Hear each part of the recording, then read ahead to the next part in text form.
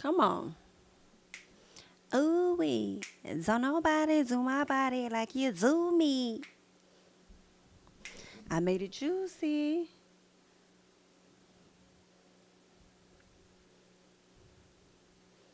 Right one, wrong time. We didn't have a time. Come on, Vito.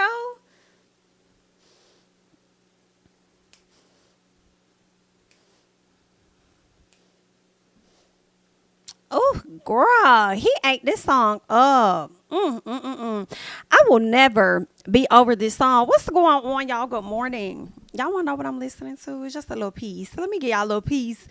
Hopefully, I don't get flagged too much, girl. Let me give y'all a little piece. Hold on.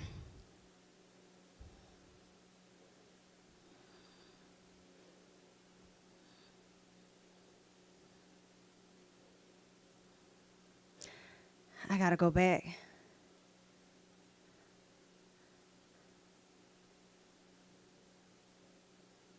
Okay, there we go, right there. Let me give y'all a little sample of this right here, girl. Okay, because Vito ate this down. We gonna get into Diddy, but we gonna get into Vito for a hot second, girl. Can't nobody do my body like you do me. Girl, every time that I went down, I made it juicy. You did what you did, I did what I did. But every time we link back up, it was a movie, yeah. Right one, wrong time. Girl, he ate this up. He ate that up. He ate that up. Come on, Vito. Oh, he ate that up. Jesus, he ate that. Go ahead, young man. Go ahead. Go, you do that. He ate that right on up. But anywho, what's going on, everybody? Good morning, good morning, good morning. I want to get into some Diddy stuff because I did not get a chance to get into it the other day.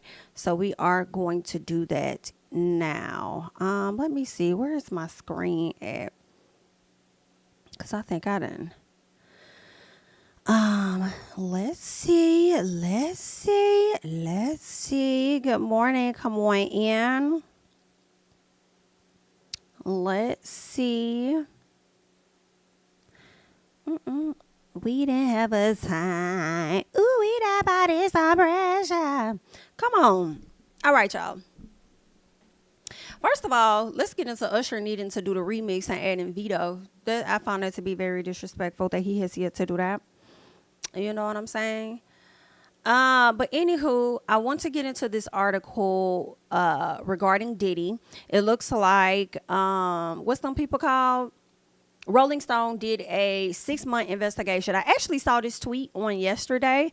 So let me show you guys what I ended up seeing on yesterday.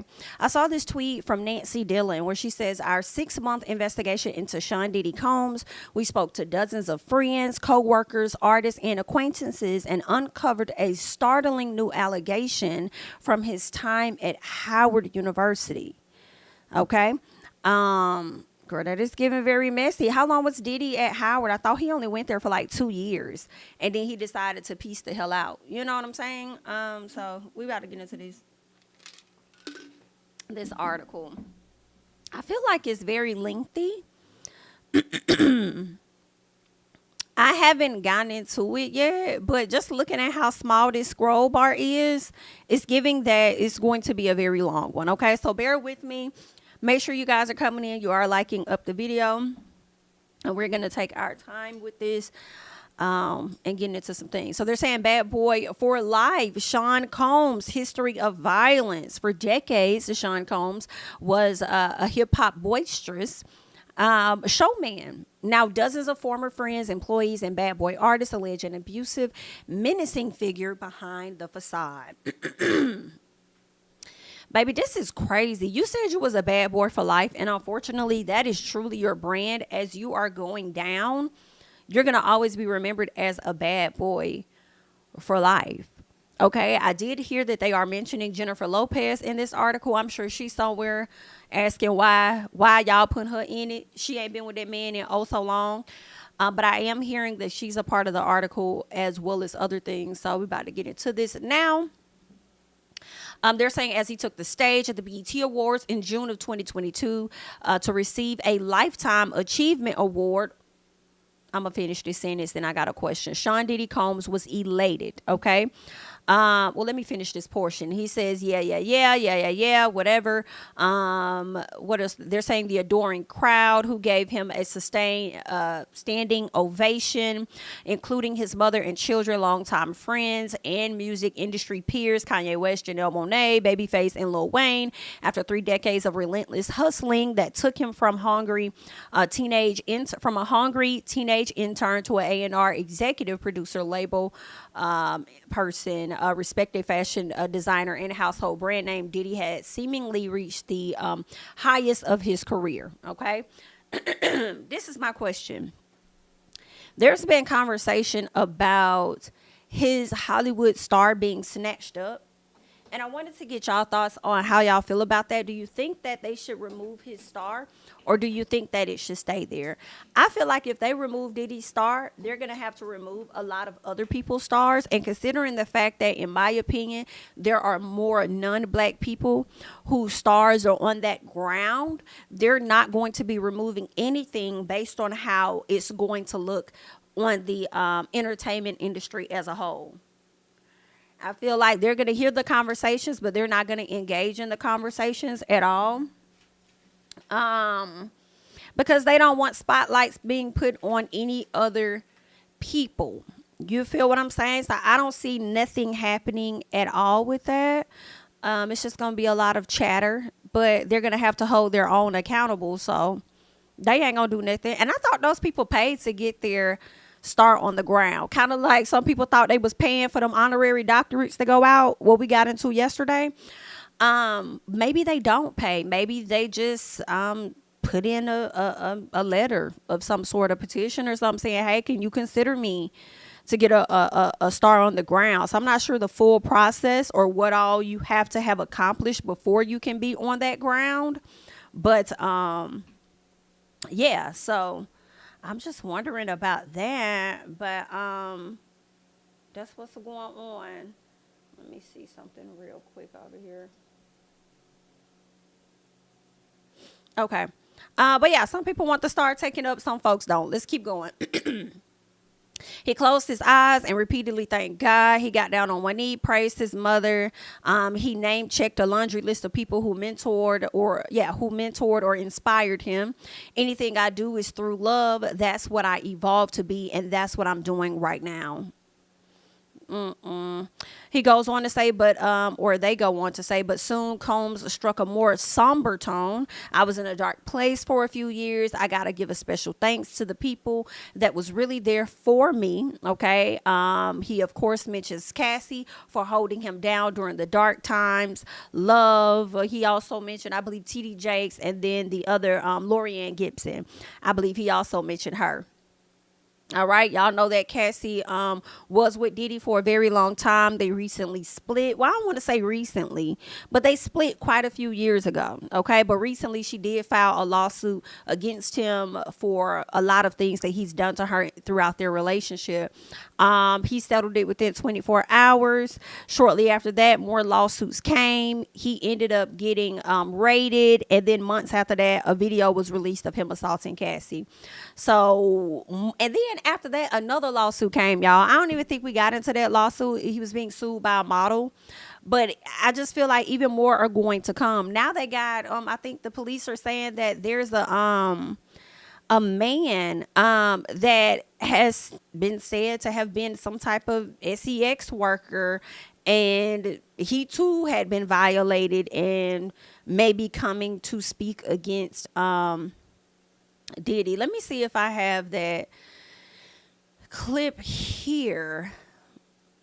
Let us check this out real quick, because this is like a CNN article. They said CNN confirms that federal authorities have interviewed several accusers who have filed civil lawsuits against Diddy, and reveals that the feds are also contacting people who are in footage seized from Diddy's homes during the March raids, including a male sex worker. Okay, they're saying also CNN says Diddy's accusers have already been notified that they will possibly have to testify in front of a grand jury.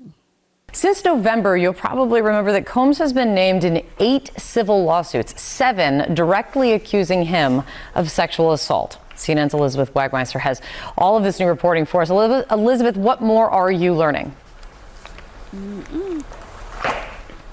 Good morning, Kate. So this is obviously the biggest escalation since those March raids on Diddy's homes in Los Angeles and Miami. We are now hearing that federal investigators are preparing to possibly bring witnesses in front of a federal grand jury in New York City. What we have heard is that possible witnesses have been notified that they could be called to testify. Now, sources do caution that investigators are still in the process of gathering information. In fact, they are still calling in new witnesses, and they have called in some witnesses multiple times. We also hear that the majority of the accusers who have filed these civil lawsuits against Sean Diddy Combs have been brought in for questioning, and again, some of them being called in numerous times. We hear that many are cooperating and even handing over evidence that they feel could be relevant into this federal probe. Now, a spokesperson for Homeland Security did not respond to our request for comment about the presence of a grand jury, but they did confirm that this investigation is presently ongoing. And Elizabeth, what are you learning about the evidence that investigators could be reviewing here? So, as I mentioned, those federal raids that were conducted on his homes back in March, obviously a lot of people wondering what was seized. Well, we are learning now that federal investigators are in possession of video footage that was taken inside of Combs's residence. We hear that these investigators have been contacting individuals that they have seen on this footage. One person, in addition to the accusers who have filed these civil suits, is a male sex worker. That is what a source tells me, and that they have been brought in for questioning through these federal investigators. Now, when the raids first happened, we had a law enforcement source tell us at CNN that the investigation was largely based in sex trafficking, which is what HSI specializes in. Now we are hearing that that scope has been widened, and that investigators are really looking into all of these claims put forth in these civil lawsuits. That would include not just sex trafficking, but also money laundering and illegal drugs. I have a source who tells me, quote, "This is much bigger than just these lawsuits." Sounds like much more to come. Elizabeth, thank you very much for your continued great reporting on this. Still ahead. I don't want to hear nobody defending Diddy at all. I'm so over it. Like, he has done all of this to himself. It is what it is. How do you commit alleged crimes and keep the footage and keep the evidence? You can't be a billionaire and be that stupid in my person, especially a black one. In my personal, you would have thought he would have went and destroyed that. Now the very evidence that you had locked the hell away, they are now about to use this against you. Just dumb. I don't feel bad for him at all. I just don't. I never really thought that he was a good person. I didn't mind the music that, I don't want to say he made, but a lot of his artists made. They had some good music, you know, and there was a time Bad Boy was the thing.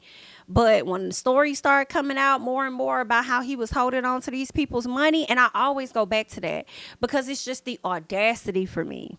It's the audacity. And I know a lot of record labels do this. It's not an uncommon thing. They like to sign people. And honestly, I feel like being signed by a label is not as glamorous as a lot of people believe. I really feel like you're signing up for a long-term loan.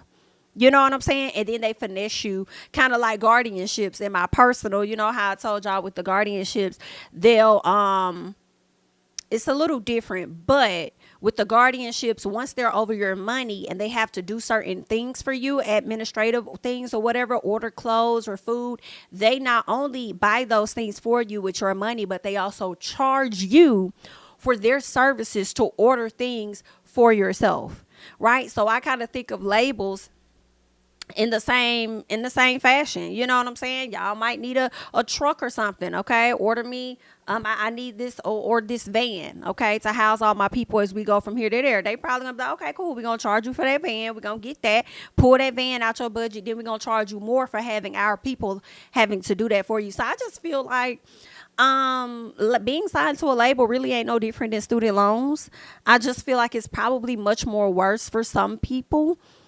So I feel like when I think about the situation with Sony and a lot of these labels, and for Diddy to have his own, it's kind of like you love talking about black people, my people, this, whatever, and then you go on and you operate just like these other companies, these white created companies, against your own people, and then you take their publishings and whatever else and restrict these people from making money off of their own talent, their sweat, their tears, and then you put these their publishing, right, all that other stuff when it comes to their music, allegedly you put that into your kids and your mom's name, and I just feel like that's effed up.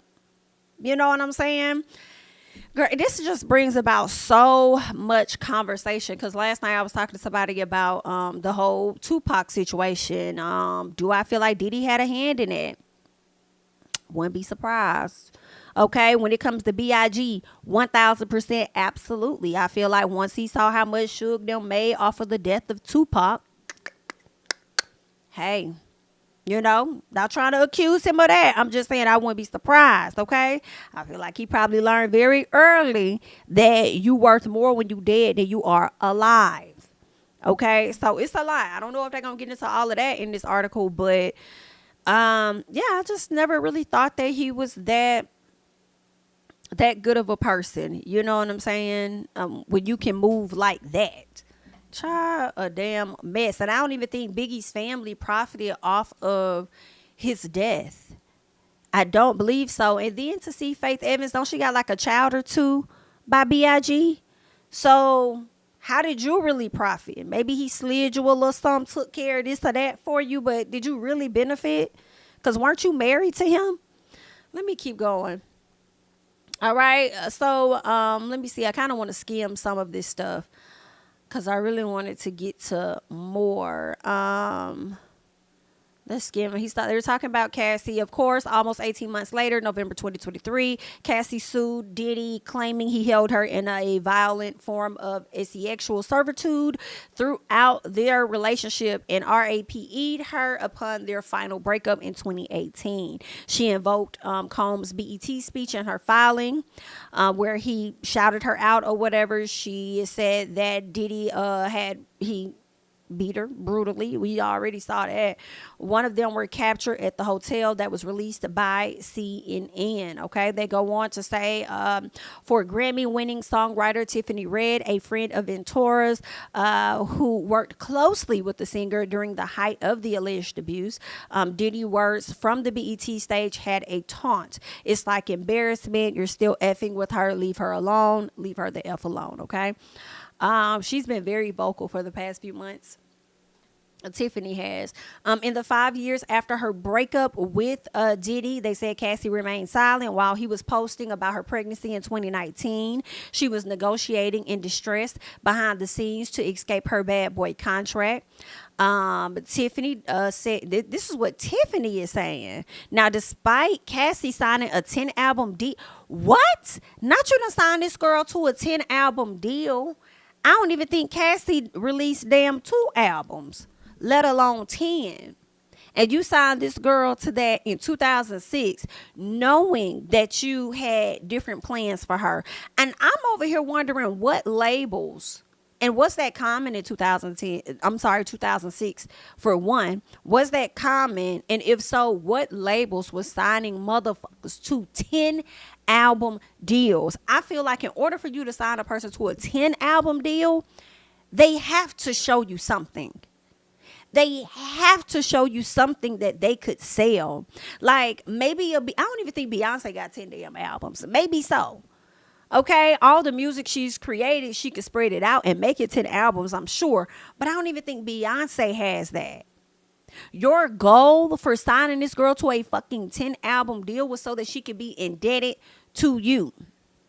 And I feel like when it came down to BIG, I feel like he knew what he was doing. I think BIG, being one of his biggest artists at one point, and also one of the artists that passed away, I think he learned so much with being involved with BIG's career. Because I think at one point BIG wanted to get the fuck on. I just don't think Puffy as a person and as a businessman, I think he may have liked aspects about him, but long term didn't want to really be with him for long. And I think this 10 album deal with Cassie is not uncommon for what he may have done to other people to kind of keep them locked in maliciously with those contracts. Because if one of your artists go as big as Big and they want to walk away, they won't be able to walk away. You know what I'm saying? Like, that's just crazy to me. Rihanna was on a 7 album deal. 10 album is nefarious. Did Rihanna even have 7 too? I feel like there's a reason why Rihanna's not coming back to music. I feel like it's not only because she doesn't have to, but I wonder about her contract sometimes and whether she's in a position where she's tired of motherfuckers making money off her in that sense and she ain't going back. 1, 2, 3. I only see 3 albums. I'm like, okay. I'm like, I know Rihanna had more than that. 1, 2, 3, 4, 5, 6, 7. And no, I think Rihanna fulfilled her 7 albums.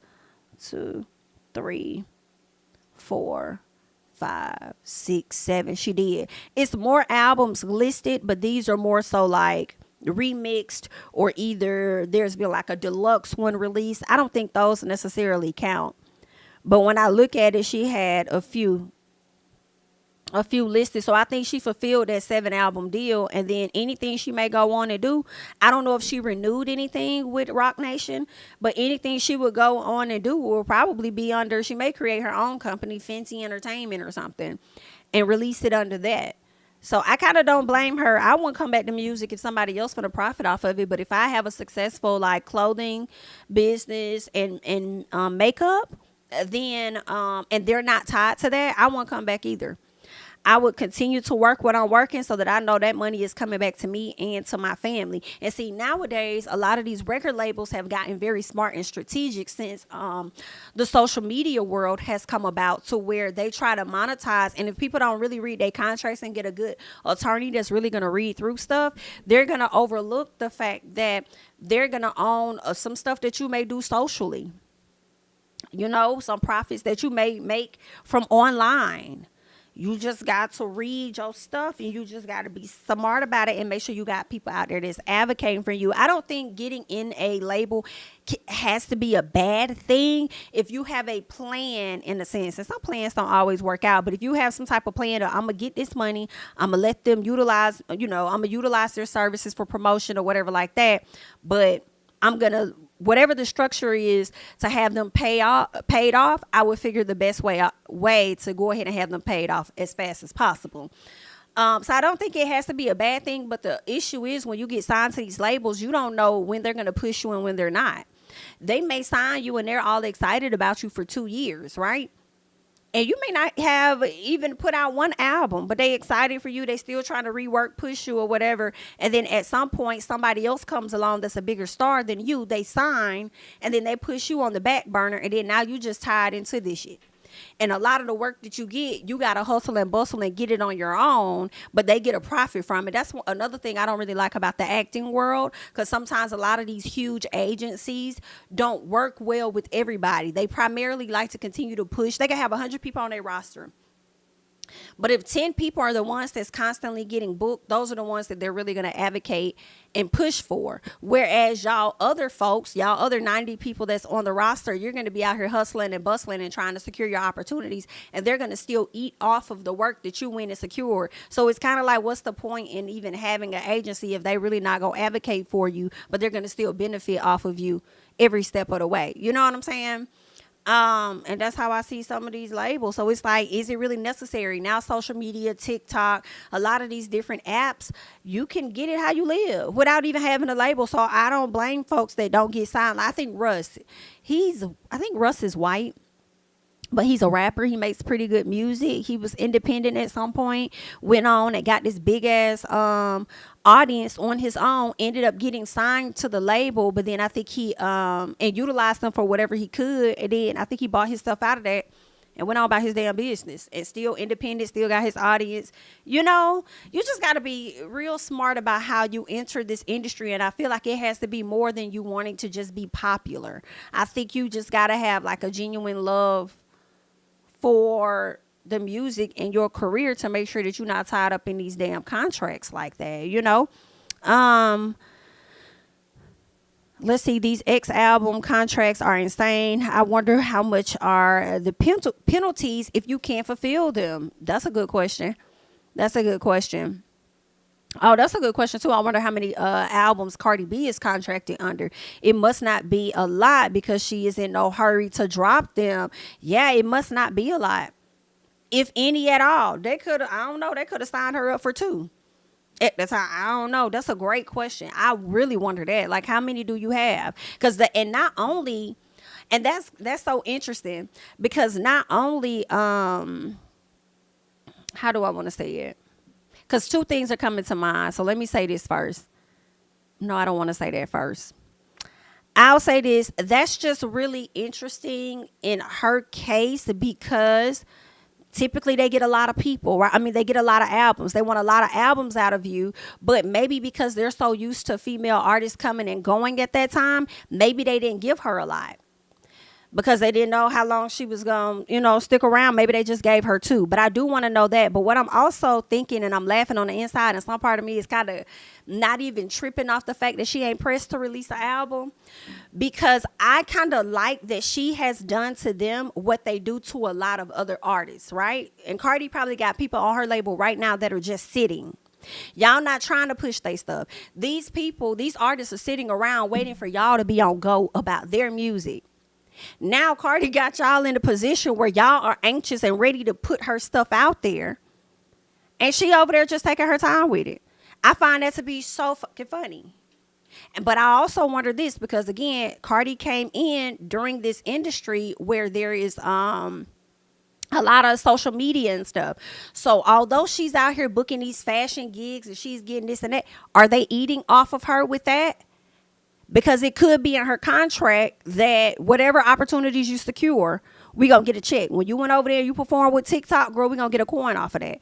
So I do wonder. But like, yeah, I'm not tripping off of that. Off a lot of artists that's not producing albums for them right now. Go and work those artists that ain't dropped in, that's waiting on y'all. Go and do that. Okay? And what's also surprising as I'm thinking about it is if she owes them albums, why y'all ain't drop her? Sometimes they'll just drop your ass. So what's that about? But that's real interesting. Let me see what else you guys are saying. Let me see. Child, what? See, this is where I have to go here and clear some things out because, girl, what the hell is going on? Let's see. Right, the band got disbanded and the 2 got pit on the back burner when Danny Kane came along. That's crazy work. That's terrible. It was one of those complicated contracts. Chris Brown just released his 11th. And you know what? Chris Brown got real smart with his. Chris Brown got real smart. He learned what it is he needed to do to get out of his contracts because somebody taught him. Somebody told him what he needed to do. So now it's kind of like he has like a license or whatever. I can't remember how he explained it, but he eats off of a lot of his music. Versus being like signed under a label. I think he kind of licensed it out or something like that. He talked about it on, if you guys check out Tank has a podcast with, I forgot the other guy's name, but they have a podcast and they often have a lot of artists on there and they inquire about stuff. And Chris Brown went in depth about his contract deal and how he ended up getting access to owning a lot of his music earlier on in his career versus later.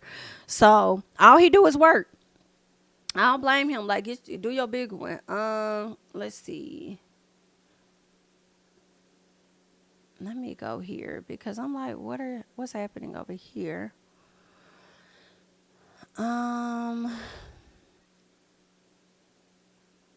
There we go. Let's see. Cardi has value outside of music right now. That's why they aren't dropping her. I mean, that makes sense. But I do question if she's having to pay.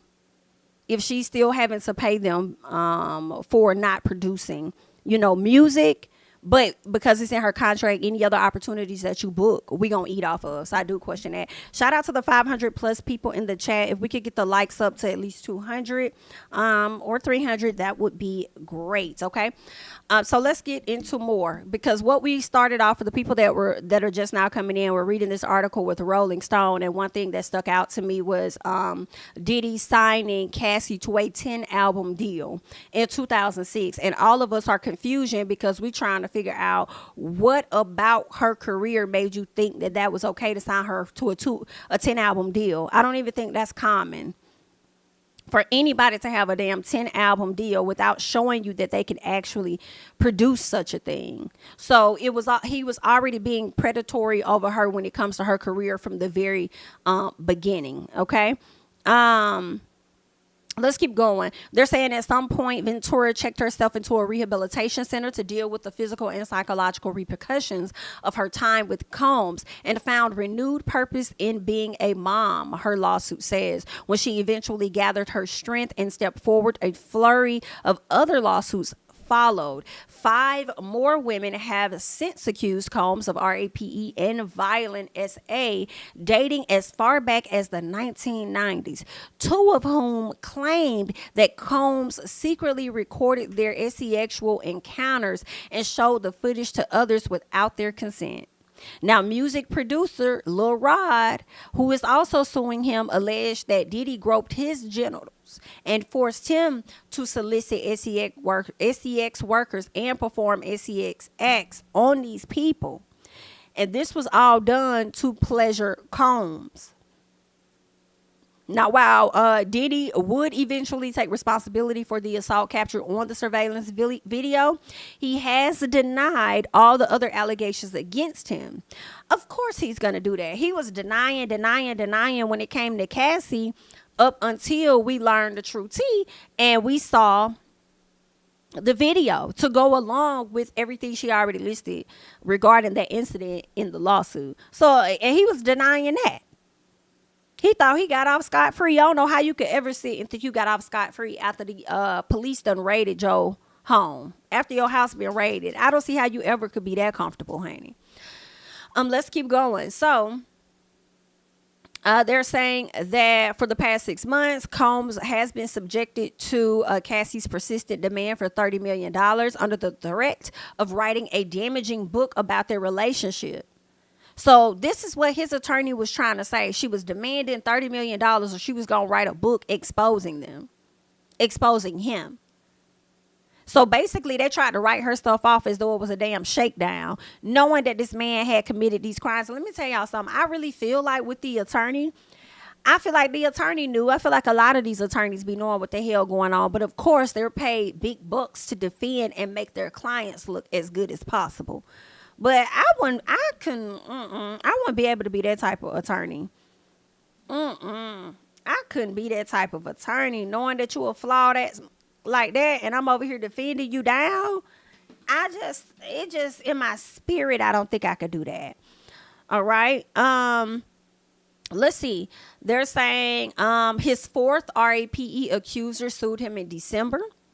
Issued another passionate denial is what he did, saying enough is enough. For the last couple of weeks, I have sat silently and watched people try to assassinate my character, destroy my reputation and my legacy. Sickening allegations have been made against me by individuals looking for a quick payday. Everybody looking for a quick payday until they can prove it. Everybody looking for a quick payday. Prove it beyond the lawsuit. What else are they saying? The lurid allegations against Diddy were jarring, in part because he had risen to such great heights in his career. Okay. What else are they letting us know? Now the spotlight of Diddy constantly chased is trained on his alleged crimes in staggering scenes. They talk about Homeland Security raiding his home or whatnot. That was on March 25th. Investigators tore through his offices, bedrooms, leaving cables dangling from a command center and multiple safes wide open. 3 gleaming Grammys and an Oscar sat atop a gutted console like relics of a crumbling regime. My thing is this, how y'all know? How do y'all know what the inside of his house looked like after it had been ransacked? So did y'all get pictures from HSI? Like, how do y'all know what it looked like? Were those images released? Because I didn't see them. How y'all know what it looked like? They said a crestfallen Diddy was later seen alone, a cell phone hanging useless in his hand as he slowly paced around at the airport in Miami. I do remember that. Okay, he was getting ready to take a vacation to the Bahamas, but that ended up being canceled. All right. What else are they letting us know? The raids made global headlines. The silence of Combs' famous friends was palpable. What else? They said this felt different than before when he could use a checkbook, a high-powered attorney, and a media blitz to overcome these details about him. Okay. Now he's unable to hide and shelter himself from anything or get anything dropped. Nothing. Child, this is a mess. Look what you did to this legacy. Over the past 6 months, they're saying Rolling Stone conducted dozens of interviews with Diddy's former friends, acquaintances, employees, and bad boy artists, as well as industry insiders.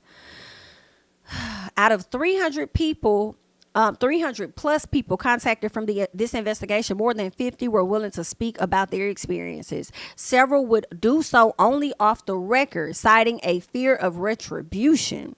Some requested compensation in exchange for their stories. Rolling Stone does not pay for interviews, okay? They say they do not pay, but they will profit. We won't give you nothing for you sharing your story, but always know and understand that we're going to make money off of you when you do share your story, but that's totally up to you, all right? Those who did speak about Diddy describe a complicated man with opposing personas.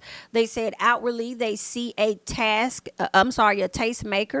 who is unapologetically driven, generous, and jovial, even silly at times. He can be the same privately. But associates who got close enough to him discovered something darker behind the facade. All right. They said he's a menacing figure who desperately wants to be accepted and admired, who uses public declarations of devotion, splashy donations, and boasts that he is brother love to hide an undercurrent of alleged abuse and violence that is one previously unreported allegation. OK, they're saying traces back to before his career even started. So I guess they're about to go into him being in college. Now I'm wondering, when I hear that there was an incident that happened, or at least they're about to talk about some, abuse, violence, whatever, when he was in college, I'm wondering, did he drop out of school or was he put out of school? Because, it's always been the story of, I dropped out and I went to go do this and I went to go do that. Right. But the question is, was your ass put out of college over disciplinary actions of some sort? They're saying Diddy wielded his growing power to bend people to his will. Sources claim sending staffers to win back his ex-girlfriend, Ms. Jennifer Lopez, beating a label executive bloody after he became romantically involved with his ex-partner, Kim Porter, and allegedly trying to solicit sex from a woman on his payroll. You can't be moving like this. They said Rolling Stone sent Diddy a detailed list of questions about the new and impending allegations. He did not specifically address any of them. I guess what they got back was Mr. Diddy or Mr. Combs cannot comment on settled litigation, will not comment on pending litigation, and cannot address every allegation picked up by the press for any source, no matter how unreliable. Okay, his attorney trying to go in. We are aware that the proper authorities are conducting a thorough investigation and therefore have confidence any important issues will be addressed in the proper forum where the rules distinguish facts from fiction. Okay, calling these folks some liars, basically. All right. Joy Dickerson Neal, she's also suing him for SA. She told Rolling Stone that her decision to come forward is not about money. It's about making sure the world sees that this man who rose to the level of an quote unquote icon is actually sick and has left so many victims in the wake of his unpunished, disgusting behavior for years, baby. Whew. Now, as for Cassie, they're saying Diddy presented as her flashy, established 37-year-old label boss when he pulled her into a bathroom and forcibly kissed her on her 21st birthday in 2007, leaving her in tears. She says he was holding the keys to her music career when he pressured her to consume, you know what, the drugs, and have sex that same year. Combs quickly became deeply entrenched in every aspect of her life, paying for her apartment, having her medical records sent directly to him, lashing out for perceived slights, the lawsuit says. Now, I'm sure she mentioned all of this. I just can't remember all the way back to, November with everything that was said in the lawsuit. They're saying when Cassie tried to move on and had a brief romantic relationship with the musician Kid Cudi in 2011, they're saying that Diddy beat her. And Diddy later told her he planned to blow up the rapper's car in his driveway, and that indeed happened, okay? Now, that's interesting now that we're on that, because I do want to pull up, and I'm hoping that I saved it on my Instagram, because somebody else made a statement about a friend's car that got blown up, and they've always questioned and wondered whether or not Diddy had any involvement or anything to do with it. And let me see, did I save that? Okay, I'm not seeing it here. Let me check and see if I sent that over at all. Did I send that over? Okay, I don't think so. So let me check these messages and see if I sent that.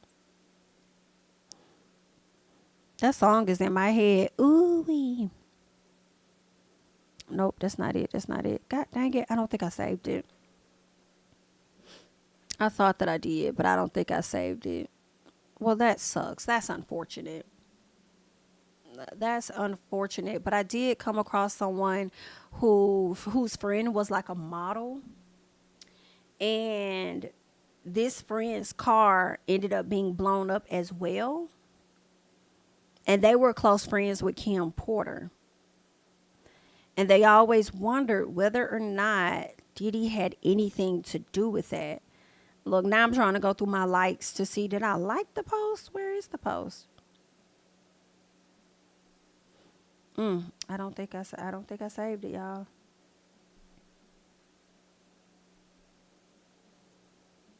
Well, that sucks. Thank you so much, Shirai, for the super chat. Let me move this up. Let me hop over here.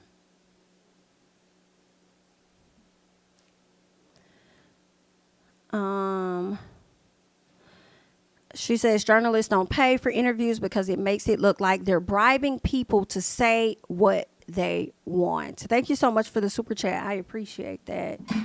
Let me see if I can find this. Is it here?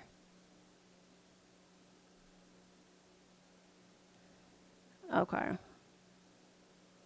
I hate that I lost it. But if I come across it again, I'll definitely bring it to you guys. Hold up. Is this it? I think this is it right here. I think this is it right here. And I think that's why I can't find it, because she took it down. That's why. So I did save it, but she took it down. So I will hop over and y'all all in my stuff, girl. Get out my stuff. But anywho, so let me show you guys. Here he is. He's a handsome young man.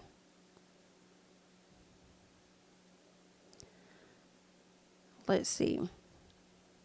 All right. Here it is, okay? And this person, her name is Lexa or Julexa or something. She says, my friend Jabbar Esco Croswell was violently murdered in 2010. He was a Sean John model. His car was also blown up in Brooklyn. Sounds a lot like what happened to Kid Cudi. Can't help but wonder, did he do it? Okay. The caption, which is pretty long, and she ended up taking this down, but it says, the Holy Spirit has been leading and guiding me into all truths.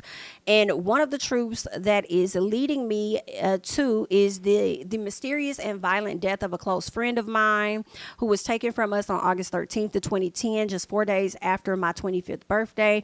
Esco and I met in 2005 on the set of MTV's Sucker Free Sunday promo commercial, where I also met Coffee from XXL and a few other dope connections from there. Though they said Esco and I became close platonic friends, and we went to a lot of events and offices together for fittings, bookings, and auditions. One of them being the Sean John office. I'll never forget the day that I received that call from our mutual friend about Esco being found in the woods in Edison, New Jersey. Crazy thing about that is that last night my husband kept bringing up this movie on Hulu he wanted to watch called Edison. He kept inquiring about Edison, and saying, isn't Edison in New Jersey? Somehow after the Edison movie, Esco popped up in my dream that woke me up in a cold sweat and led me down a rabbit hole. He basically showed me how he was found in Edison and how there might be pieces to his story that haven't been properly investigated. She says, my question is, though, who is Esco's killer? She says, Anthony Burr from Lancaster, PA, and does he have any association with Diddy? Okay. Wow, that's crazy. Kim is also always someone that pops in my spirit often. I met her at her house on Halloween. Can't remember what year it was. Those years seem like one big blur. She says that she was sweet. She welcomed me to her home in Toluca Lake. I met the twins. She says, I just remember a lot of smiles and laughs as I and a mutual friend waited for her son Quincy to get ready for Hollywood Halloween. So she also says that her death has shook her up, and it makes her think of Esco as well. So I'm not sure, but you know, that was one of the stories that was put out there. Okay. So let's get back into it. They're saying in her suit, they're saying Cassie says she learned to blindly submit to Diddy to avoid vicious beatings. I could see that. I could see her doing that, unfortunately. And him holding her career over her. So I could see her being put in that position a lot when it comes to him. Very unfortunate. What else? They go on to say eventually her lawsuit claims the abuse extended to SCX trafficking and Diddy ordering her to slather herself in oil, get high, drunk, and engage with these other males. And one of them probably was caught on camera, as they are already saying, from the raids and stuff. So that's probably why that person's having to come to the franchise. This is a mess. Okay. Of course, they go into details about the incident that we all witnessed a few weeks back where Diddy assaulted Cassie. Let's see. I wanted to get more into. Okay, I think this is where I wanted to get. Is this it? I think so. I wanted to get into let's get to where y'all actually had conversations with some of the people, because this is already a very long article. One, Puff is out here acting crazy. He's beating her. The hotel security footage prompted horrified reactions around the world. Forced to acknowledge his actions, Diddy made a rare admission of guilt, but tailored it to that incident being he was effed up. He hit rock bottom. He made no excuses. He took full responsibility for his actions. In that video, he says he was disgusted. He claimed he went to therapy and rehab and that he was sorry. All right. Many who watched the footage of the assault were stunned, even those who'd known him for years. Now, there's somebody by the name of LaJoyce Brookshire, the former publicity director for Arista and Bad Boy, says she was disturbed to learn that these type of actions could have occurred and that Puffy could stand in her face the next day with a straight face. That shakes me to my core. Several women who attended Howard with Diddy, however, had had seen signs of a controlling, abusive personality for decades ago. They saw that a long time ago in him. They're saying that Diddy started at the college in the fall of 1987 and quickly earned a reputation for throwing legendary parties. Okay, flamboyant and boisterous, he was often seen driving his convertible around campus and passing out flyers. Though he left after his sophomore year, they're saying Diddy turned Howard into a pipeline for his enterprises, teaming up with future label executives and producers Harv Pierre, Mark Pitts, and Derek D. Dot. All right. He says all key figures in Bad Boy's early success. Now, Shantae Page was a former A&R executive of Universal Motown Record Group. She was among those who say they had positive experiences with Diddy at Howard, calling him iconic, okay? Calling his parties iconic and once of a lifetime type of vibe. He was a go-getter. All right. Goes on to say, but other women describe previously unreported incidences involving unwanted touching and fits of rage. One woman says she kept as far away as possible after he caressed her back without warning and asked if she would be willing to meet one of his friends. Another former student recalled that Diddy flew off the handle after she objected to him cutting a cafeteria line. While the moments may seem small, they show flashes of danger that would soon explode. A third former student recalls how the future mogul would tap on the window of the English class to get his girlfriend to ditch. The visits became noticeably unwelcome. The classmate tells Rolling Stone she would tense up when he would appear. He just had a weird control thing. I felt like she was fearful of him. The classmate who requested to not be known due to fear of retribution says her concerns were validated when Diddy appeared outside of their school, outside of one of the dorms, and started screaming belligerently for his girlfriend to come outside. The classmate says other women soon began running through the halls, knocking on doors. In panic, they would sound the alarm that Diddy was attacking the young woman outside. Wow, Diddy is out here acting crazy. He's beating her. And in college at the time, he was known as Puff or like Puffy or whatever. Child, they say he screamed and hollered and acted a stone fool until she came downstairs. She says Diddy used to appear to be a belt to strike her. Oh, he would use a belt to strike her all over the place, speaking on the condition of them being, not wanting to be known due to the sensitive nature of the incident. The witness said that Diddy appeared super angry and was screaming at the top of his lungs. He whooped her butt really whooped her butt. The witness says the woman was clearly terrorized. She was trying to defend herself a little bit. She was crying. And we were telling him get off her. We were screaming for her. A third source also recalled the alleged assault.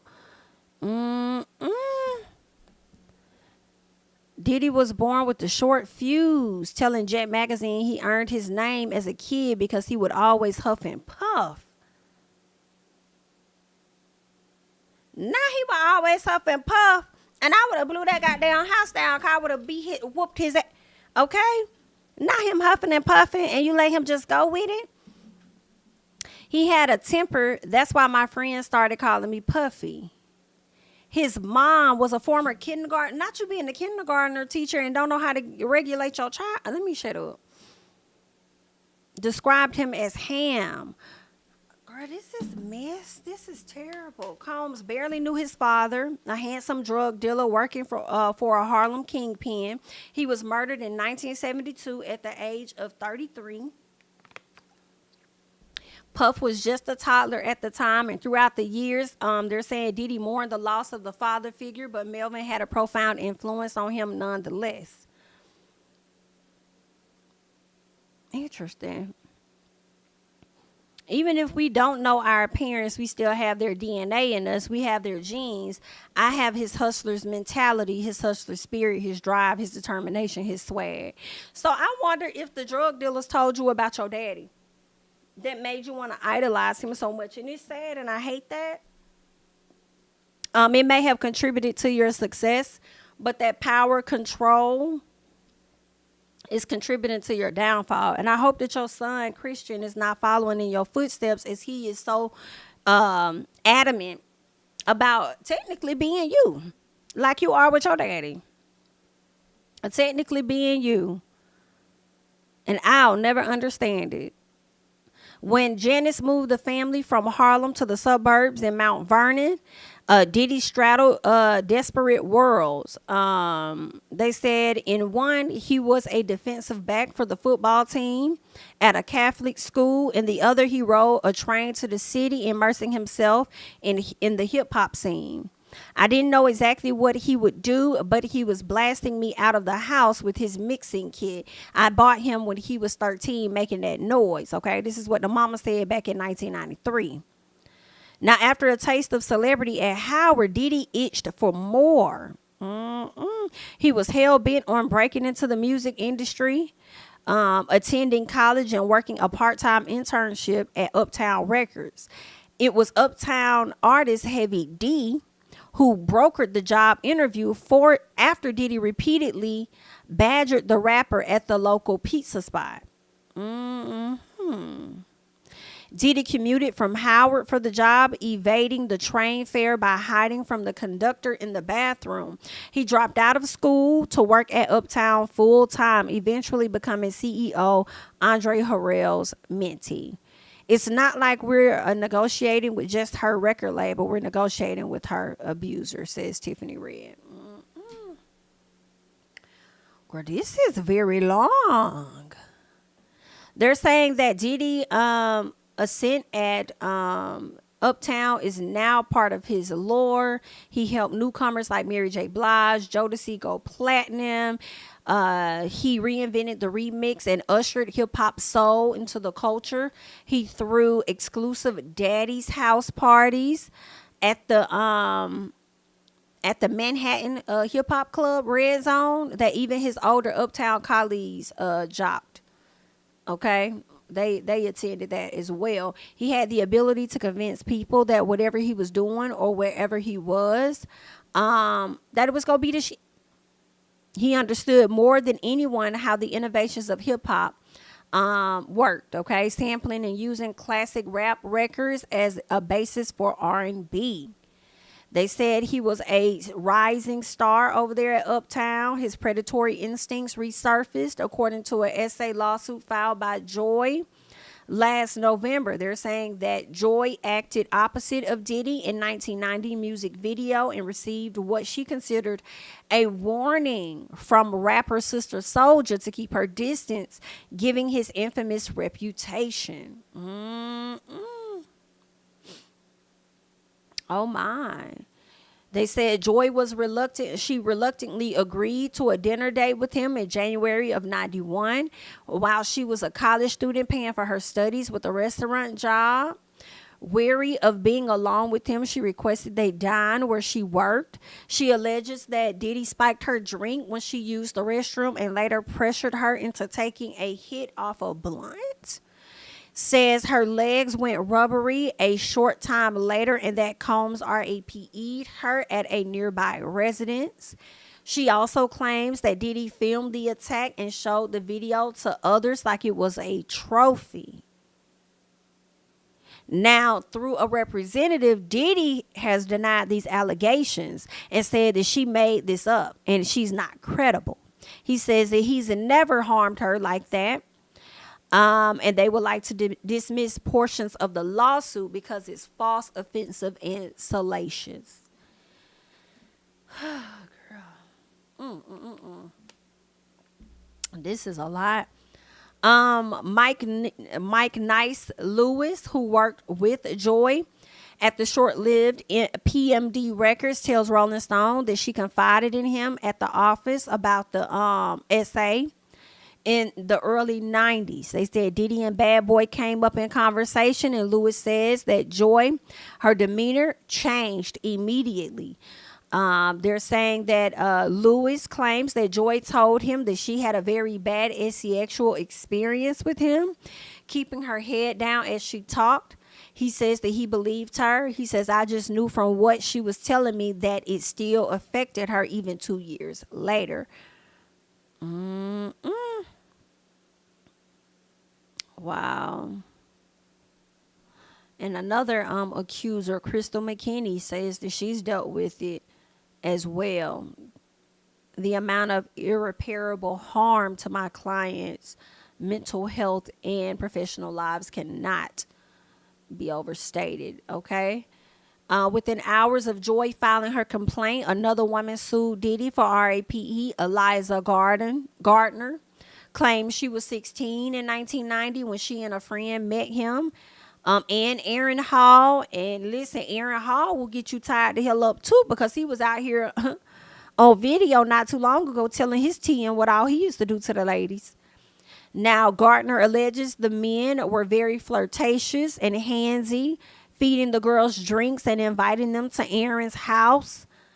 She alleges that Diddy offered her more alcohol at Aaron's house and forced her into doing the do despite her protest. While she was still shocked and traumatized trying to get dressed, Aaron allegedly barged in, pinned her down, and he violated her too. Gardner claims that an irate Diddy later showed up where she was staying and began choking her until she almost passed out. Diddy feared the women would tell his girlfriend tell the girlfriend what he and Hall had done. So at this time, I would believe the girlfriend is Misa, right? Diddy's legal team denied Gardner's allegations, calling it a money grab, as they've called everybody else's stuff a money grab. Okay. Let's see. The woman, who is the younger sister of the friend mentioned in Gardner's complaint, says she has a photo of herself with Gardner and Hall from the evening in question. She recalled frantically looking around Hall's apartment for her sister and Gardner after they disappeared with Combs and Aaron. Then the 15-year-old says she walked into a room and saw a man watching whatever Puffy was doing to Liza.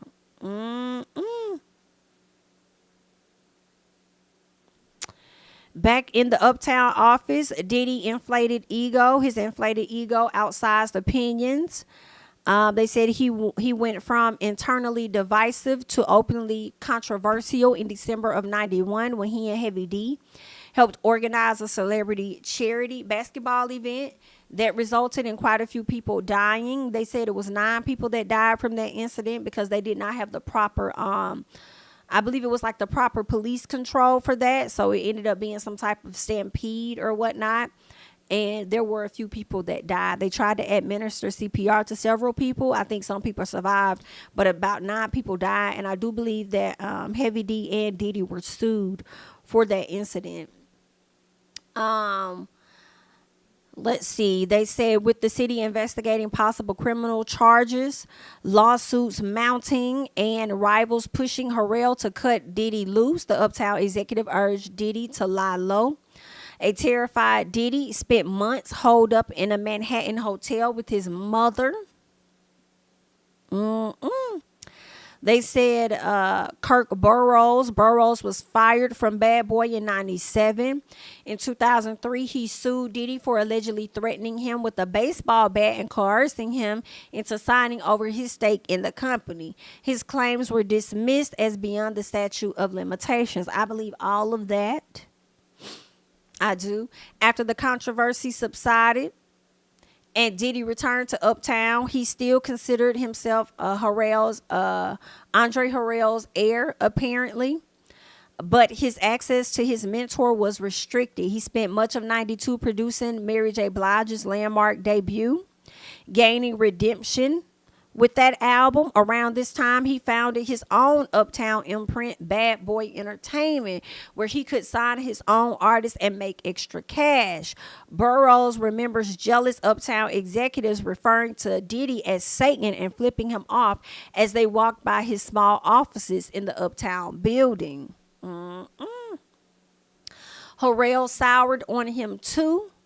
They said, Woodley recalls, Andre said, I'm going to fire Puff. He's getting a little too big for himself.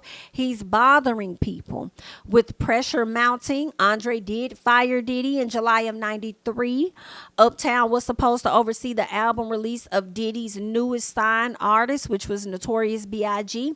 But Diddy was free to find a new home for that label. Okay. The termination was devastating for Diddy. Burroughs says, leaving the 23-year-old crying buckets of tears. He loved Andre. He loved Uptown. He didn't understand what Bad Boy was going to do. All right. Diddy said, I cried for a couple of days and I felt like I wanted to jump off a building. I think at times I was hard to work with. Possibly I was doing SHI that an asshole would do. Just abusing the power is what Diddy says. But that was only a little bit of time. Now, this is interesting because Andre Harrell said in an interview that the reason he let Diddy go was because Diddy was getting too big for his britches and he insulted one of the white higher-ups. And I think one of the white higher-ups gave Andre some critique or told him what he needed to do. Diddy felt the way because he's like, how do you take orders from that mother, this, that, and the other? Diddy had some words with the man at a later time. And he was ordered to be fired. Andre did fire Diddy, but Andre said that he kept Diddy on payroll as he figured stuff out. So to hear that he was crying all over the place and so emotional, you still had a fucking payroll according to Andre. You still was over here getting a damn check. That's what Andre had said.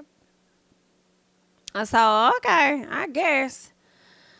But I guess, shoot, he wanted the bigger issue or the bigger goal for him was to have Bad Boy attached to a bigger label. So I guess he didn't give a damn about the little chick he was getting from Andre. So they say the making of a mogul, cast out of Uptown and blamed for a tragedy that claimed 9 lives, Diddy could have faded into obscurity.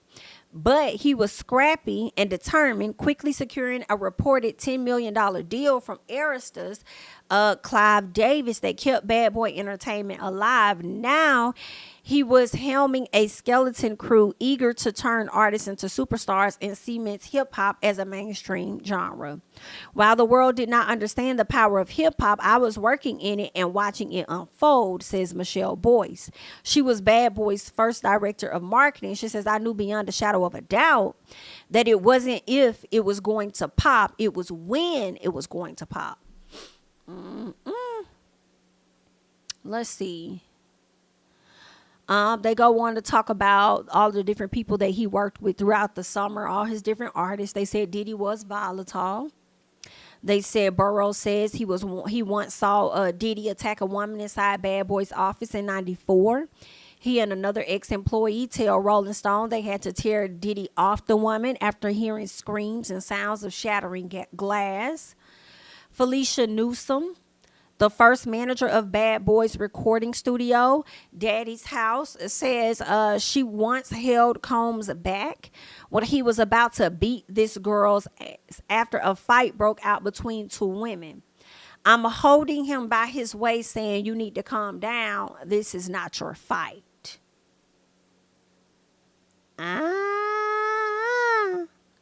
Now, former Arista intern April Lampros, who you can see in this photo, claims that Diddy turned violent with her too. In a lawsuit filed in May, Lampros alleges that Diddy attacked her in a parking garage in the 90s, forcing her to her knees to perform oral. It was one of 4 horrific sexual assaults she says she endured during her on and off relationship with him. As Bad Boy was on the rise, staffers kept Combs' transgressions quiet, whether they said it was out of loyalty, fear, or a belief that such incidents were rare. They kept it to themselves. Now, outwardly, he was the label's unceasing hype man, ad-libbing on tracks and making cameos in artist videos and pocketing all they goddamn money. It was clear he wanted something bigger for himself. I distinctly remember the day that Clive Davis called and asked me to start garnering press for Puffy, just as if he were the artist. Behind his back, I used to call him my problem child, the notorious VIP. Oh, child. Diddy got all the press he wanted when he and his LA counterpart, Death Row boss Suge Knight, became entangled in a year-long heavyweight hip-hop fight. They said Diddy even modeled Bad Boy after Death Row. Okay. They said subsequently rivalry between Biggie and Knight's artist Tupac would turn into a victory for both labels.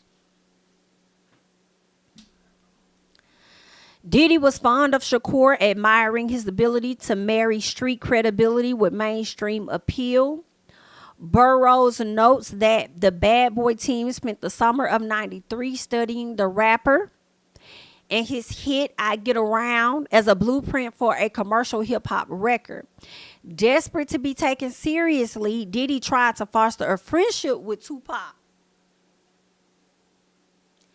But Tupac was like, hell no, okay? Tupac didn't have any kind of respect for Diddy. I believe this. I told y'all if Tupac was here today, he wouldn't fuck with that man. Okay? And I also feel like he won't fuck with Drake either. Okay. I hate he not here. Okay? Instead, Tupac decided to bond with Biggie, because Biggie was one of his peers. As a result, he says, referring to Diddy, he says there was someone on the sidelines that was jealous. I could believe that. The friendship would be short-lived. I believe that too, because I bet you Diddy was putting stuff in that man's head. Because you was hating on the fact that they was friends. Okay? And I feel like Diddy only wanted to be friends with Tupac so he could possibly convert him to come on over to his label at some point. And then that way he could have two of the biggest artists in hippie hop. They said Tupac was ambushed and popped 5 times in the lobby of Quad Studios in 1994. And he blamed it on Diddy and Bad Boy for setting him up. He talked about that in the interview. I believe that. Okay. From there, everything got blown out of proportion. They said the Bad Boy executives started encouraging B.I.G. to write certain songs. Burroughs says despite the rapper not feeling so beefy with his former friend, the tensions continued, okay? They said that Diddy released B.I.G's single, Who Shot Ya, in 95, okay? And they felt like it was aimed at Tupac. That's how Tupac felt. So Tupac responded to hit him up, periodly. And I don't know. I think that was all Diddy and them. I do believe that was all influenced by B.I.G. to release that. I don't think B.I.G. wanted issues with nobody. In my personal, I feel like he just wanted to make music. That's all he wanted to do. And Diddy was trying to use that man for his dirty work. Okay, perhaps seeing a promotional play, Diddy stoked the East Coast, West Coast rivalry. The two label heads traded jabs with Knight casting as the intimidating cigar-chomping gang-affiliated boss, and Diddy being the slick, clean-cut executive. When a 25-year-old Shakur was murdered in September of '96 in a drive-by popping in Las Vegas, Knight immediately pointed the finger at Diddy, who denied involvement. I didn't recall reading in the employee manual that dodging bullets was a part of my job description. Brookshire says. Last September, Compton Crips gang member Keefe D was charged with Shakur's murder. His trial is set to begin in November. Davis has claimed Combs offered $1 million for a hit on Tupac, and Diddy vehemently denies the claim. He always denies something, ain't it? But I was never too sure. I wasn't sure if it was the government that clapped that man because he was so damn outspoken and he was exposing y'all and he beat that case against them officers. Or if it was Diddy. 6 months after Tupac's death, okay, they said that Biggie was gunned down. Child, listen. And that's why I would not be surprised if he did have a hand. Now, I don't know if he had a hand in Tupac. He could have. But as far as B.I.G., I truly do believe that. Because I feel like he saw how it was profitable after Tupac passed away. He saw how what their money was looking like. I feel like after Tupac's death or whatever the case is, or probably before that, I feel like B.I.G. probably didn't want to be on that label, signed to a bad boy no more. And all of that probably had an influence on his death. And also with the death coming so soon after Tupac, it could be masked as a get back retaliation type thing. So I just, I don't put that past them. I don't. Multiple reports allege that B.I.G. had been preparing to leave. See, didn't I say this? And I haven't even read this article yet. All right. He was preparing to leave Bad Boy shortly before his death. It didn't help that Diddy had been fighting with B.I.G.'s attorneys who were trying to wrest back the rapper's publishing rights. Girl, what? You don't say. I will never give it up until I'm dead and my bones are crushed into powder, Diddy says.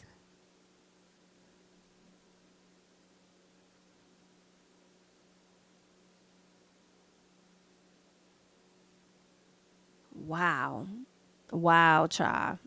Till my bones are crushed into powder. Diddy told the lawyers, according to the Big Payback, Biggie was absolutely about to leave Puff, Bun says. I know for a fact because he told me that. Another source adds everybody wanted to leave Puffy. Everybody leaves him. It makes sense. It makes so much sense, and that's how he exercises his control over people. I feel like he got abandonment issues or something with the death of his dad. Not that his dad abandoned him, but his dad died. So you don't want people to leave you. He has an issue with people leaving him, so he has to exert his power over them, intimidate them, and keep them tied the fuck up. You don't leave me, I leave you. Let's keep going. Diddy capitalized on the shock and sorrow of, yes, he did. Yes, he did. Didn't gonna come out with that damn song. We always love you, Papa. And then, every step I make, every breath I take, I be missing you. Just fake as hell, girl.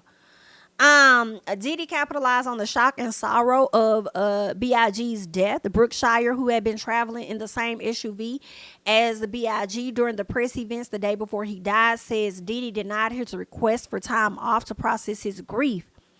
Instead, just 2 weeks after the slaying, he says Diddy ordered him to focus all efforts on B.I.G.'s upcoming album, Life After Death. Because when Tupac died, didn't they shortly drop Machiavelli? And that was somewhat giving Life After Death.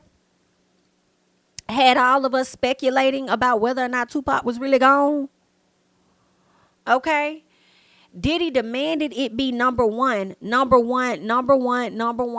10. It sold nearly 700,000 copies in its first week. When Rolling Stone approached Bad Boy about a cover opportunity a few months after B.I.G.'s murder, Burroughs claimed he advocated for the late rapper to take the spot. I was telling Sean, let's make it Biggie. You still have a chance for a cover in the future. Burroughs recalls he says Diddy was like, no, he's dead. I'm putting out Combs' debut album, No Way Out, in July. I need to be on the cover of Rolling Stone. I believe all of this. He is too self-centered. He is too damn. I believe all of what this man is saying. Diddy got his cover, and 2 years later, he acknowledged how Biggie's death had been big business. I think his passing added to the fame, Diddy says. to Rolling Stone in 99. At least 2 million of the nearly 5 million copies of No Way Out sold were due to Biggie's death. Straight up. And that doesn't necessarily feel good, but that's the reality. That's what Diddy said. Even Death Row's fearsome boss, who's currently serving 28 years on a manslaughter sentence, has been labeled a boogeyman. He said Combs' behavior was distasteful. When Pac left, I didn't pick up a microphone, Knight said on his prison podcast. I picked up the pieces. But Diddy always wanted the fame. Why he just didn't come out as an artist himself? Did you think people weren't going to be featuring you and your music like that? People did whatever he said to stay in his good graces. They said in the late 90s, fans regularly gathered outside of Daddy's house studio in Midtown Manhattan, angling to see the famous face or pass along a mixtape. We had built this machine, the hottest hip-hop label in the world, and people started to jock to get next to Puffy, says Joyce. As the new millennium dawned, hip-hop entered its bling era with Combs and his artists mining the melodies of 1980s pop songs. Let's keep going past that. The label was thriving off of B.I.G.'s legacy and continues to do so till this day. And bolstered by rising stars Mace, Shine, Black Rob. Did he even fuck with Black Rob? I don't know. They said Diddy won Grammys and was nominated for his work with outside artists, Mariah Carey and R. Kelly. He entered the upper echelons of New York society, partying with Revlon billionaire and Donald Trump. Child, what else they got? Let me scroll past some of this stuff. In April, he barged into the office at Interscope Records.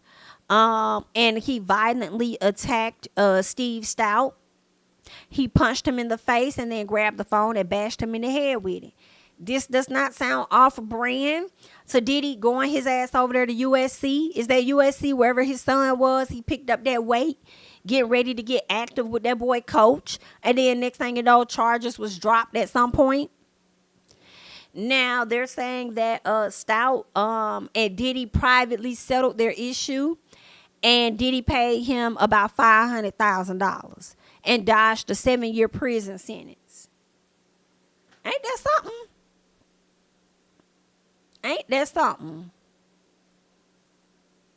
A few months later, Diddy, in December, Diddy was arrested after a nightclub shooting in which 3 people were injured. We do remember that. Shine was the one that ended up being sentenced to 10 years. And the lady that was violated said that she know for a fact to this day it was Diddy that pulled that. It was not Shine. They said Diddy was charged with weapons possession and attempted bribery after he and then girlfriend Jennifer Lopez fled the scene. Diddy was facing up to 15 years if convicted. What else are they saying? The prosecutor claimed that Diddy offered cash to witnesses after some said Diddy was the shooter. The victim said that it was him. Diddy's own driver testified that Diddy offered him $50,000 using a $40,000 pinky ring as collateral if he would say he owned the unlicensed gun found in the SUV. Others have claimed that Diddy paid as much as $1 million to Barrow through an intermediary to buy his silence. Okay, so is this the driver? I guess that was the driver. I'm not sure. Barrow denies the claim to Rolling Stone, saying that it was misinformation. After a 6-week trial, Diddy was acquitted in March of 2001.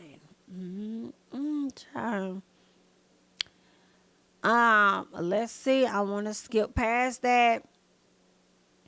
Diddy was difficult to work with. Employees who wanted to stick around had to learn how to speak to Puffy. Diddy often yelled to get his point across and fired employees on a whim. We know that because then he fired Lorianne off on a whim. No one on his team at Bad Boy spoke back to him. I believe that. No one challenged him. I believe that. He was so volatile. He is always on the edge of snapping and being scary. People did whatever he said to stay in his good graces. And Puffy exploited people's desires to be in those environments. Sounds on brand. The next one is, why is nobody saying anything? Are they that scared of him? Okay. After Diddy acquittal in the nightclub shooting in 2001, he reportedly headed straight to church. He later made a less God-fearing visit to a particular hotel where he was throwing a massive bash to celebrate the verdict. It was there that Anna, a freelance graphic designer working with Bad Boy, says Diddy approached her to begin to massage her shoulders. She said she was getting touched on her shoulder, her back, her arms. He's like, oh yeah, you like that. I know you like that. Like really, really gross is what she says. I was like, no, not so much. And I sort of floated my way out of there. So she eased her way on out. Okay. She said she avoided Diddy for the rest of the night. And weeks later, her boss's girlfriend confided that Diddy allegedly approached the boss the night to solicit her for sex. Oh, yeah. Girl, listen, this man was over here thinking he was powerful. He done got acquitted too. Oh, yeah. I felt quite unsettled about this for many years. When people ask me about my days at Bad Boy, it's just overshadowed by his crap. This is what Anna says. Diddy often flaunted his asexual encounters, even if underage artists were around to see it. A teenage usher briefly lived at Diddy's New York house in the early 90s as a young Bad Boy protege. Diddy introduced him to a totally different set of sex specifically, and this is what Usher recalled in Rolling Stone in 2004. There was always girls around. You'd open the door and see somebody doing it, or several people in a room having an orgy. You never knew what was going to happen. Whew. Cassie Sheridan, a member of the teenage girl band Dream, recalls the group being summoned for a meeting with Diddy at the Beverly Hills Hotel bungalow, where she was 15 and awkwardly eyeing a purse and a pair of high heels by the front door as the group waited. After 20 minutes, a bathrobed Diddy emerged from a nearby room. It's like you can't even keep our innocence. I'm 15 walking into this situation, knowing exactly what he was doing next door. Okay. Feeding off his fame and power, Diddy appeared to be pushing his most sickening impulses even further. Model Crystal McKinney she was photographed. She was in the Sean John fashion show in 2003. Okay. They said she had a lawsuit. Diddy said she was acting too uptight and pressured her to take a hit from a laced joint. She alleges that he then forced her to perform oral. Okay. And it sent her into anxiety and depression.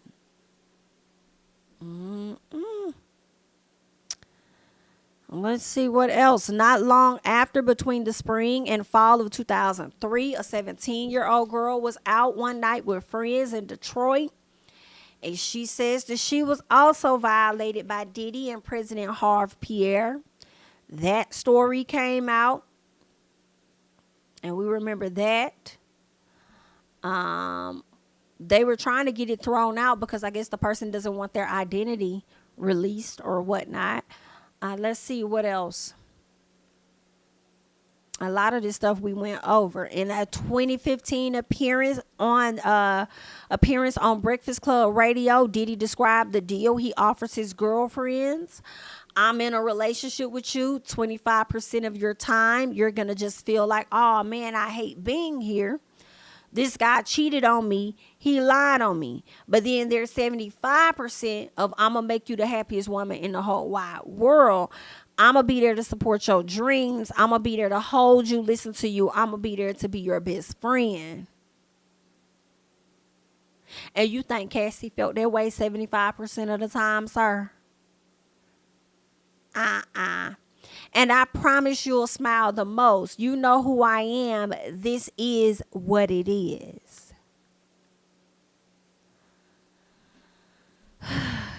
Girl. And then he gonna tell me on which deal would you choose. There was one term of the deal Diddy never disclosed. Sources say the women who signed up for it were not allowed to walk away.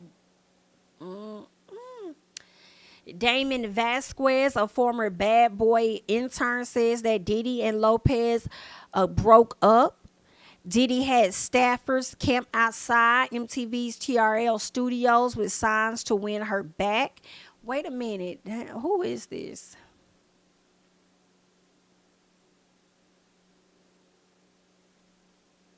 Let me see. Bad Boy. Who is that? What's Lala brother name? Because ain't that's Lala name?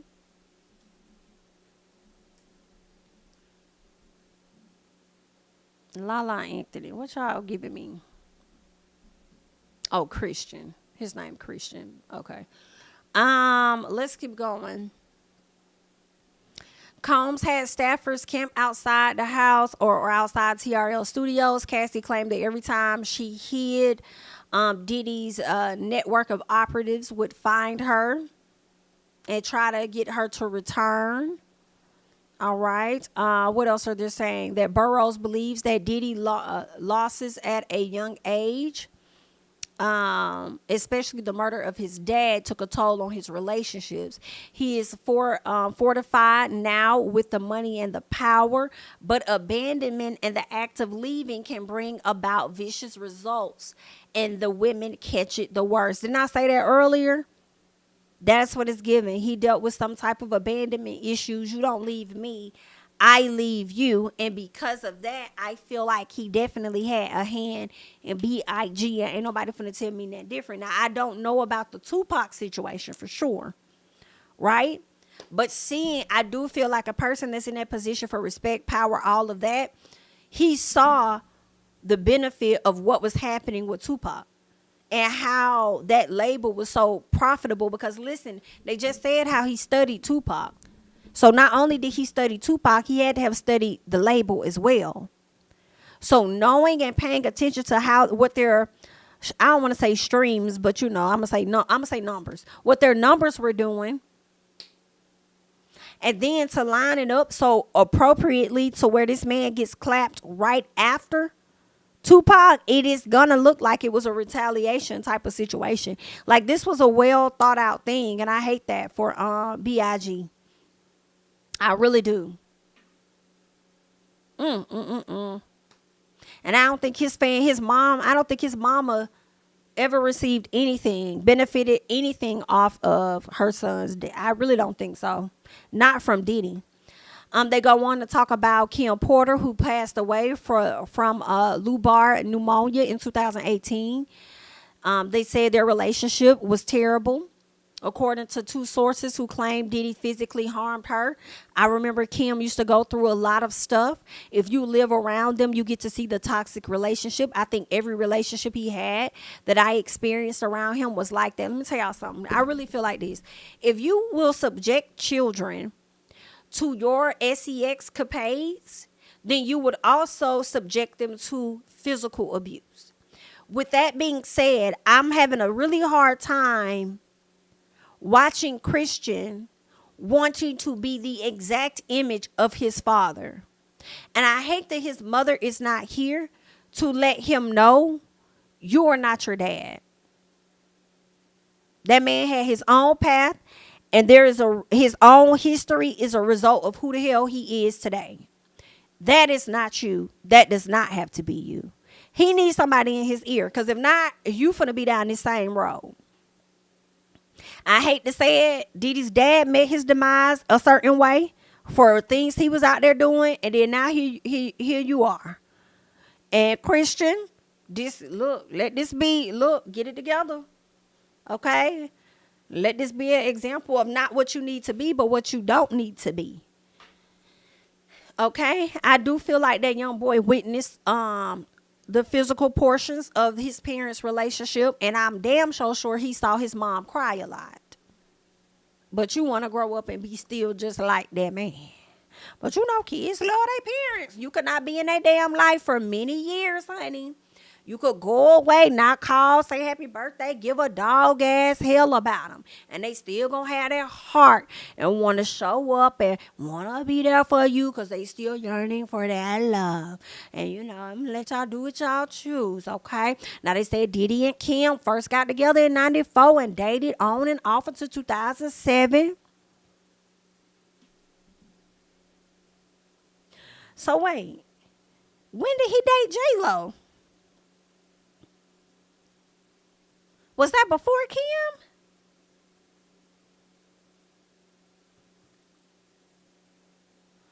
Ooh, girl, you had got cheated on. So for a time, Jennifer Lopez and Diddy were one of the most famous couples on the planet. And since their split, Lopez has shared the rare quote about her ex-boyfriend. The duo dated for about 2 years after meeting on the set of music video in 99. So, yeah, they was on and off. Okay, so you ain't get cheated on because maybe when he was dating J-Lo, you was not with him during that 2-year period. That's possible. Okay. But then they also said that the girlfriends never get away because he's that controlling. And I could see him being with J-Lo and not wanting Kim to go anywhere. And you got to suck it up and you got to deal with what you see on TV. This nigga just talked about 25-75, didn't he? She ended it for good upon learning that Diddy had fathered a secret child while she was pregnant with their twin daughters. Oh, that's that other little cute girl. That's ain't her name Chance? Because they about the same age. Right? That must be, I think her name is Chance. That's the other baby. Okay, so there were other infidelities, including Diddy's affair with Lopez. Okay, so it's right there. He had an affair with her, so he was still on with Kim when he cheated. Girl, this man is... but Diddy never let Porter truly move on. He still called 50 to 60 times a day. That is harassment. It was like my life was not my own. He was very, very intrusive. And the fact that he was intrusive like this, Christian, I know that you know. In 2000, Kim's fledgling courtship with late music executive Shakir Stewart enraged Diddy. When the industry gathered for L.A. Reid's wedding in Italy, Diddy went to Stewart's room after the ceremony and broke a chair over this man's head. Now, Stewart's mother and two of his close friends told Rolling Stone he left Stewart bleeding on a hotel floor in Italy. He had to have stitches, and then Diddy threatened him, "I'm going to kill you." That's when I said you need to get out of this business. This man is crazy.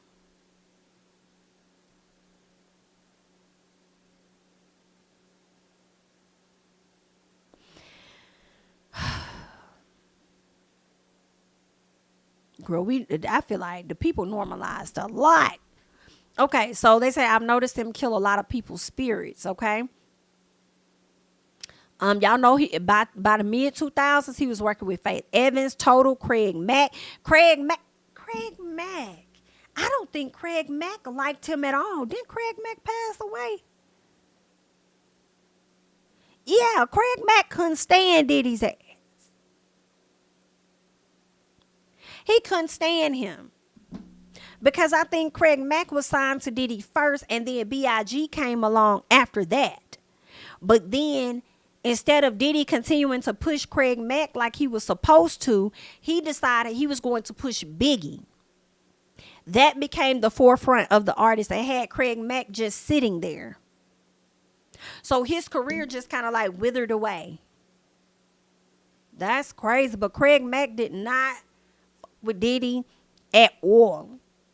And I believe Diddy even got into the head of B.I.G. because B.I.G. started to be very clear in interviews saying how he don't fuck with Craig Mack. I don't even think Craig Mack ever did anything to him. But from my understanding, it was Craig Mack's manager and Diddy that did not get along, because the manager used to kind of like check Diddy in a sense. And Diddy was trying to get Craig Mack to fire his manager, and it never happened. Because I think his manager had been with him for a long time. So it was like, I'm not finna fire the manager. Like, that's one person I know gonna have my back. So what ended up happening was Diddy just started to fall up off him and stop kind of like working with him, even though he was his artist. He'll go on interviews and lie and make it seem like they got music coming. Music would never come. Okay. So yeah, it was a mess. What else? They're saying that he worked with Foxy Brown 2 decades later. Nearly all of Diddy's artists have left him. Apart from himself, the stepson Quincy and son Christian, only Janelle Monáe is left on the label. A rep for Janelle did not reply to a request for comment. Machine Gun Kelly's last track released with Bad Boy in February of 2024, and he started his own label under Interscope. I know that's motherfucking right. Now, Rolling Stone reached out to dozens of artists who had been signed to Bad Boy and to ask about their experiences with the label. Many declined, with one saying, I don't have anything nice to say when it comes to my time with Bad Boy. It was not a good experience, and one I really don't want to relive. Those who did speak to Rolling Stone said they felt their time with the label was squandered through lack of direction. Several spent years at Bad Boy without releasing music. He was wasting people's time. Mark Curry, I guess this is Curry, who is Curry? They just put Curry. Curry, who was affiliated with Bad Boy from 97 to 2006, has been one of the most outspoken detractors, writing about his dealings with Diddy. In his 2009 book, Dancing with the Devil, How Puff Burned the Bad Boys of Hip Hop, I'm going to have to look at that. He says Diddy repeatedly promised to produce his solo album, but never gave him a budget. There's different ways you could kill a person. I've noticed him kill a lot of people's spirits. Not everyone felt the same. Kalina Harper says one of the highs of her life was joining Diddy's Dirty Money group. I don't know how y'all ain't do that good. Which y'all probably released about 2 songs, or y'all had 2 big songs. But she says it was a effing coolest SHI. It was that cool, but you ended up being on Love and Hip Hop. I feel like most people that go to Love and Hip Hop ain't got going on in their life, for real, for real. That's just my personal. She says years ago, there were whispers that Bad Boy and A&R executives would expect sexual favors from female artists in exchange for professional attention. I would hear about female artists being asked to do stuff with some of the other male executives. We can make or break your career. What are you going to do about it? Going to HR was useless. If you want your job, you're not going there to complain. Interesting. Let's see. On the Call Her Daddy podcast, Danity Kane's Aubrey O'Day says she was kicked out the group because she wasn't willing to do certain things. She says not talent-wise, but other areas. She refused to get specific, saying the truth was what you can imagine. There was no Me Too. You signed 1 million NDAs and 1 million contracts that took your rights away. The answer to what happens if you don't do what the executives want, I'm the full-blown effing story of that. Okay? Babs of Making the Band says she was blackballed after leaving the label. The photographer claims her gigs, the photographer claimed that her gigs instantly dried up after winning a lawsuit against Diddy in 2000 for withholding a set of B.I.G. photos from her. She claims a friend at the Fader magazine told her that Diddy personally called the office and said if they work with Bun, Bad Boy will pull his advertising from the magazine. Talk show host Wendy Williams wrote in 2004 that Diddy spent a lot of money and used a lot of his influence to crush her after she posted an alleged sexual photo of Diddy and another man on her website. Diddy denied it was him in the photo. And music producer Easy Mo Beat claimed in February that after he challenged Diddy over a credit Diddy had given himself on the producer's song, certain people wouldn't deal with me, is what he said. He's someone you don't want to make an enemy out of. When people do go against him, that person gets ostracized. Let's see. They're saying Francesca Sparrow joined Bad Boy Entertainment. They said she was a right-hand woman, but Sparrow alleged in an age and disability discrimination lawsuit that Diddy illegally fired her in 2010. She claimed that he froze her out after she took time to recover from her hip surgery and voluntarily checked into a rehab to treat a lapse in her sobriety. They said she tried to continue working in the music industry, but opportunities would disappear. They said the alleged blacklisting led to significant health issues, which brought her to her end. She was devastated by the way she was treated. She felt betrayed, and she died in 2014. Life ain't always what it seems to be. They're saying his 50th birthday was 2019. They talk about him sipping champagne and stuff. Kerry James Marshall's painting that Combs had recently purchased for $21 million. They talk about that. Let's see. I'm trying to get to some other tea, okay? Cassie says in her lawsuit there were multiple witnesses that alleged her mistreatment, but they were too afraid to cross him. She said head of security and his assistant began to cry when they saw the extent of her injuries. In an open letter published by Rolling Stone, her friend Tiffany Red wrote that she was present the night that Cassie said she was forced to leave her 2015 surprise birthday party for another freak off with Diddy.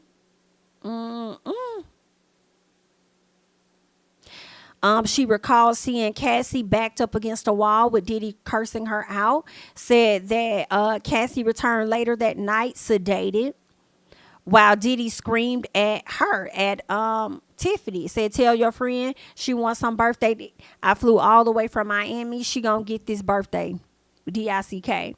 Red wrote that she told a visibly angry Diddy to leave Cassie alone. She recalled Diddy ignoring her and driving off with Cassie in the car. Now, I did see where Tiffany said that it's a woman that Diddy had dangling from a balcony. Okay, here it is. Okay, so after the birthday party in 2015, Diddy dangled another one of her friends over the balcony. One source who worked with Diddy and Cassie says people fail to speak up because Diddy doesn't believe in being told no.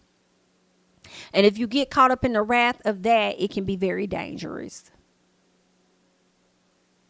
I hope the person does come out and speak. The person that he did have hanging.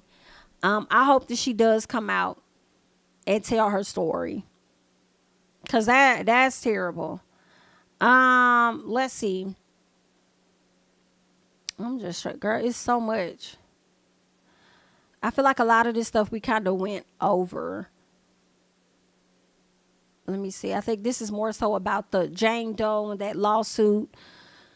We got into that. Let's get to the end. Is this the end? On May 4th, Diddy, a video. Diddy posted a video of him standing by an ocean, staring down a tropical monsoon. What? As the recorded voice of his spiritual advisor, T.D. Jakes. Not hysterical, not frantic, not anxious, not fruitful or fretful, but steady in the storm. While Diddy gathers support where he can, the new allegations have reshaped his world. After stepping down from Revolt, he reportedly sold his shares in March. The Harlem Charter School he co-founded reportedly cut ties and scrubbed his name from the website. In April, the premium liquor giant Diageo, I hope I said that right, revealed it paid approximately $200 million to buy the outstanding 50% share of their De Leon tequila brand from him fully dissolving their partnership. So if they bought out $200 million from him, he still got some good coin left. In a 2023 court filing, Diageo said that Combs had amassed nearly $1 billion from their 15-year relationship. And the wave of lawsuits reignited industry beefs with Diddy, longtime rivalry 50 Cent, who is now making a documentary about his downfall that is going to be greenlit with Netflix. Okay, this is crazy. Diddy is preparing for a fight for his reputation, his legacy, and in some sense, his life. Federal officials declined to say much after the March raids, but a source confirmed to Rolling Stone that investigators in the Southern District of New York interviewed potential witnesses as part of a SEX trafficking and racketeering probe. Agents may also examine Diddy alleged ties to the infamous BMF cartel after the Detroit Jane Doe alleged in her suit that the group is rumored to have seeded Bad Boy. Interesting. They seeded Bad Boy? Is that right? What kind of deal y'all cooked up to hide money and make it legit? Let's see. It's certainly a potential component. Okay, SEX trafficking is certainly a potential component of a pattern of racketeering, or it could be charged on its own, says former federal prosecutor.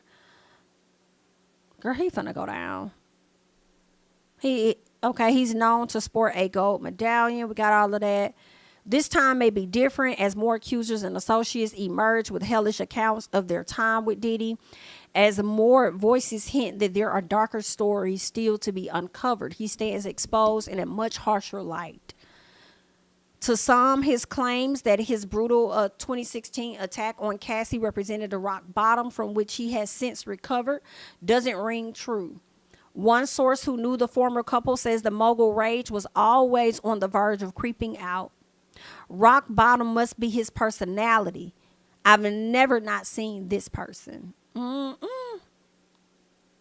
Misa Hilton said in a recent post, I know exactly how she feels, and through my empathy, it has triggered my own trauma. Lord have mercy. Let's see. I feel like it's so much. That's pretty much it, y'all. Those who were watching decades ago have long suspected Diddy's legacy would end in grace, and none of this was really a surprise for me. You're already an abuser in college. You were already feeling you had to have certain power over people. It's time. Baby, it's given. It's time, and time's up. In a late post, they talk about what Cassie mentioned. She expressed her gratitude for the love and support, and she's continuing to work on herself to be better every day. Girl, Diddy, you are over. I don't think nobody would. I just don't see no reviving in his career. I just don't. I don't see how he can overcome anything. I don't. I just think you stuck like Chuck. You might have a little money to carry you out for the rest of your days, just a little piece. You might have some hidden, unknown investments that may continue to carry you. But any public connections, I just don't see him coming back from this. I think he's done. And I think that his sons need to take a long, hard look at how he got here so that they can learn what they need to learn to not get in the same space as their dad. And it's really sad and unfortunate. Like, girl, it's truly embarrassing. Like, this is your legacy. This is you, fam. Oh, wow. That's sad. So one of the daughters is graduating. Interesting. I don't know. They're saying that Diddy won't be in attendance at his daughter's graduation. Chance is set to put on her cap and gown Thursday for her graduation. And while other family members are flying in for the ceremony, her dad won't be present. Diddy shares Chance with Sarah Chapman. All right. His other twins, Jesse and Delilah, are also in high school. They attended the prom a few weeks ago, so I guess they're getting ready to graduate as well. He has some beautiful kids, though. I'll get that to him. But, baby, I'm sure she'll see him back at the ranch. You know, I don't think he should be there at her graduation, in my opinion, because I just would hate for her to. She already got to deal with the negative attention that she's getting already. So, I mean, why bring that when this is supposed to be a day of celebration to your graduation? Very unfortunate, but that's where we are. I think that's pretty much it at this time when it comes to Diddy. I don't think there's any new stories on him at this time. I'm just double checking to see if there's anything else out here.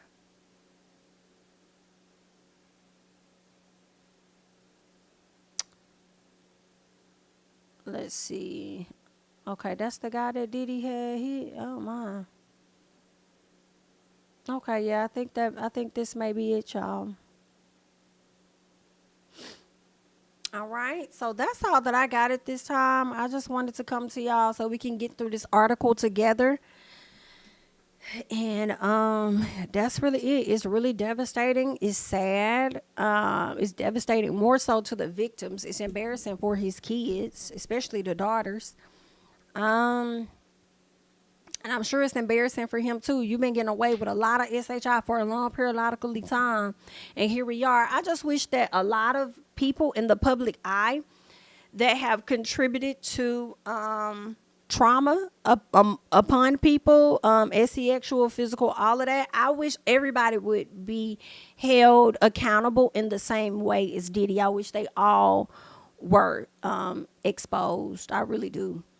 I really do. I can imagine how many CEOs, how many politicians, and, you know, country leaders would literally fall if they were actually held accountable for everything that they've done because of power. Okay? Because that's really what it's about. Money and power, honey. Not too much on respect, but it's definitely giving money and power. But that's all that I got at this time. You guys can definitely continue the conversation down below. All right. Be sure to like up the video, share the video, follow me on Instagram and Twitter at JamiThatsMe, and I will catch you guys in the next one. Bye-bye. King of my city and cul-de-sac. Coming out swinging like soldier rags. Leading my people like quarterback. Boy, I study this shit, I'm an almanac. Had to get up and grind. Knowledge is booming, I'm here to apply. Came with the chip and the dip, it just single the mind. We finna do more than survive. I need my check. Spinning the block for the Gouda. We hitting the jeweler to flood out the net. We don't do beef on computers, I'm straight out the sewer. We come when you rest. Niggas be looking perplexed, so keeping my foot on their neck. No map, I trust my gut for the quest. With drama, I'm fully abreast. I was ready for years and they doubted me. All of a sudden they tell me they proud of me. I've been dropping these haters like calories. Cross them out, I came back with some batteries. Stand for my honor, but you run no corner. Packing the stick.